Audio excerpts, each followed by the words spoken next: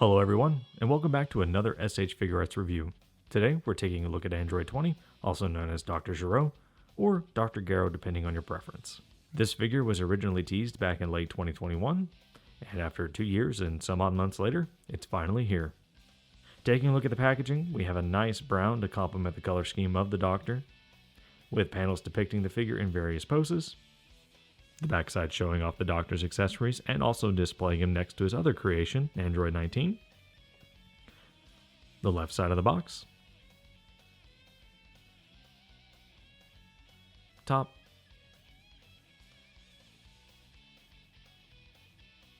And bottom.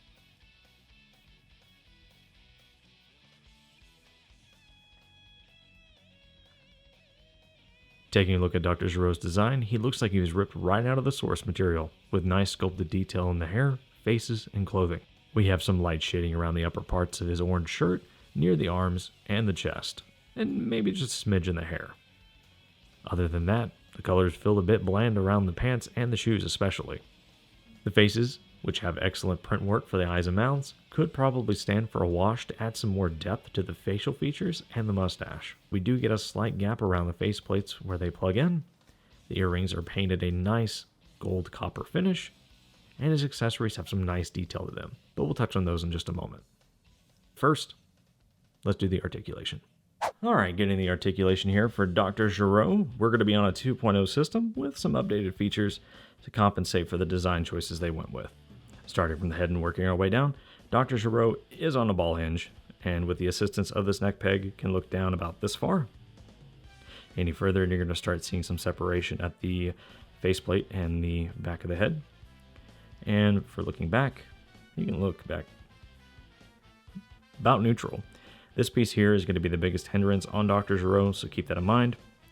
The hair in the back is on a ball hinge, and it does have some swivel. I'm not going to try and really force it, but it's there if you need it.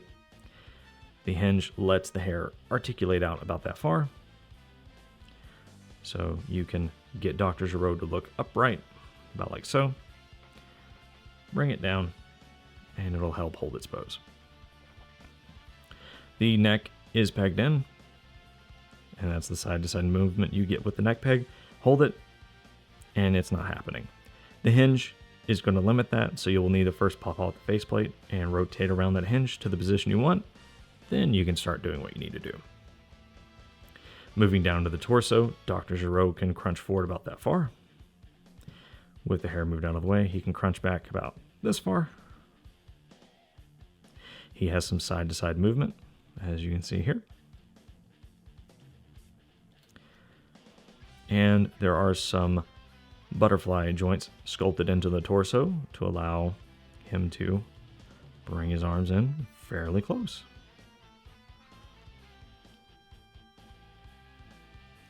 Going out, though, is a different story until you move the arms up like this and move them out like that.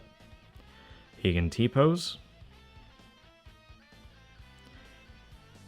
That's what that looks like. It's built in. It's all one fluid motion. It does have a nasty gap depending on how you look at it, but I mean, you're not going to be trying to look for it unless you really are trying to. The swivel for the bicep is down here. And I've noticed whenever you're taking this off and on to change out the accessory for the damaged arm, which technically you don't have to. You can just disconnect it down here and then do that. Or if you want to be a little bit safer, you can disconnect it here. But it pegs in fairly easily. And it's still a firm connection. Elbows are double jointed. Wrist pegs are on a ball hinge, much like the face and the head sculpt is. So you'll need to orientate that first before moving that into the desired position you want, if you want a little more range. For the lower waist section, Dr. Gero can rotate a full 360. I'm not sure why you would want to, but you can if you want. He is an android after all, so maybe he gave himself that modification. I'm going to go with he gave himself that modification. The lower half of the waist is on a 2.0 system, so we have these thigh cuts here that allow Dr. Gero to kick out about that far. and kick back about that far, giving him a total range of 180 degrees. I'll get that a little bit up there more, so I'm not lying. But as we all know, with the trade-off comes this right here. 45-degree angle splits. It is what it is. Upper thigh swivels, left and right. Double jointed knees that are done okay. It looks very clean as it transitions from one solid piece into multiple sections. And you just get this god-awful gap, and I don't know what you want to call this here, but it does the job, and I kind of like it. So it does what it needs to do. The ankles are on ball pegs. You can go out about that far, tilt down about that far, rock side to side about that far, and that far. If you want to firm up the posture of Dr. Gero, you can push the peg back a little ways, and that'll help give him a little more better footing. Give him better footing when posing. And lastly, the toe hinges are hinged at greater than 45 degrees and looks about like what my toes look like when I hit the dresser in the morning when I'm stumbling around. Overall, I think Dr. Gero's articulation does what it needs to do. It could be better. It's got hints of 3.0 technology, but it's not quite there. I think that at the time that this figure was announced, Super Saiyan 4 Goku had just came out, and we all know how that figure turned out with the updated architecture for the cuts in the torso for the shoulders to bring those in even closer. And then the double jointed knees being sculpted just almost like Dr. Gero there. Overall, it'll do what it needs to do, and I think you'll be happy with it. So it gets a pass. For the accessories, Dr. Gero comes packed with a slew of goodies. Inside we have 3 extra faceplates, 3 extra sets of hands, plus 1 additional hand used to hold the remote that he uses to shut off androids 17 and 18.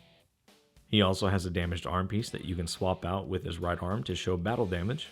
Simply disconnect the right arm at the swivel, or take off the lower half of the arm at the double jointed elbow while it's still attached. Swap on the accessory, and you're good to go.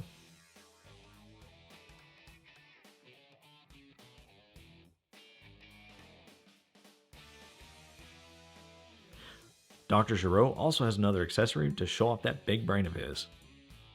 I will note that I do have some gapping with mine, and it may not be that way for everyone, but with my particular figure, it's not the best.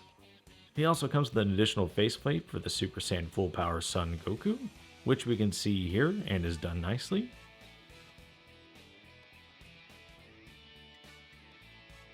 And for those of you wondering, will this fit on the Super Saiyan 2 head sculpt?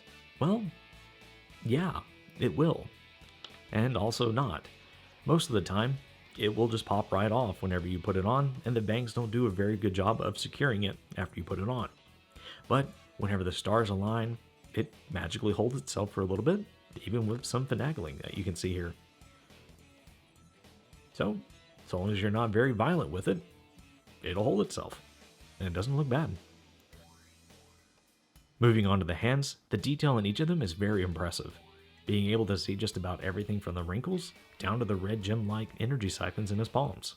The hands we do get with Dr. Gero are the fists that come attached, 2 open, splayed-out hands used to absorb some energy, 2 hands curled in a fighting pose, 2 hands poised to strike at the heart of a defenseless Yamcha, and the hand designed to hold the off switch. For the faceplates we have the default stern face, the side-eye face, a smirking face, and give me that energy, Vegeta. One thing I do want to point out on these faceplates is how tight the tolerance is. The default face fit fine, but as I started swapping out these faceplates, I noticed that the pegs for the faces weren't wide enough to reach the peg holes.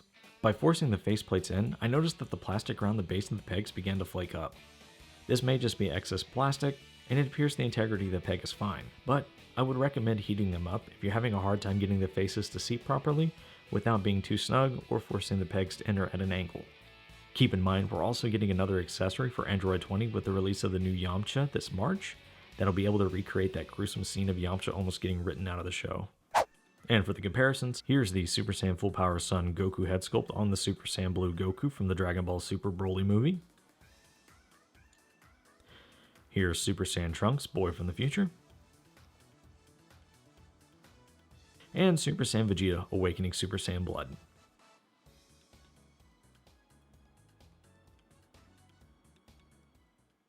So for my closing thoughts, to be honest with y'all, I kinda have mixed feelings about this figure.